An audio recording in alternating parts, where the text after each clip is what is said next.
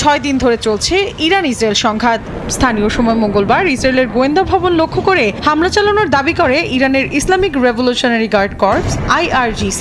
এতে ক্ষতিগ্রস্ত হয় বহু স্থাপনা। মুহূর্তেই সামাজিক যোগাযোগ মাধ্যমে ছড়িয়ে পড়ে ভিডিওটি। এছাড়া ইসরায়েলের যেসব বিমান ঘাঁটি থেকে ইরানি ভূখণ্ডে হামলা চালানো হয়েছিল সেগুলোকেই নিশানা করে সবশেষ ক্ষেপণাস্ত্র ও ড্রোন হামলা চালানো হয়েছে বলে বিবৃতি দিয়েছে IRGC।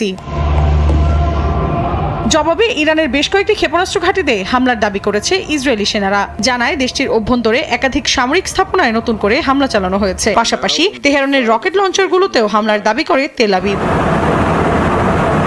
এদিকে ইসরায়েলের সঙ্গে যৌথভাবে ইরানের পারমাণবিক স্থাপনাগুলোতে হামলা চালানোর কথা ভাবছেন মার্কিন প্রেসিডেন্ট ট্রাম্প। এক প্রতিবেদনে এ তথ্য জানিয়ে CBS বলে, ফোর্দোর মতো গুরুত্বপূর্ণ পারমাণবিক কেন্দ্রগুলো এ হামলার লক্ষ্য হতে পারে। এর আগে ইরানের আকাশসীমা পুরোপুরি নিয়ন্ত্রণে নেয়ার দাবি করেন ট্রাম্প। সামাজিক যোগাযোগ মাধ্যম ট্রুথ সোশ্যালের এক পোস্টে একথা জানান তিনি।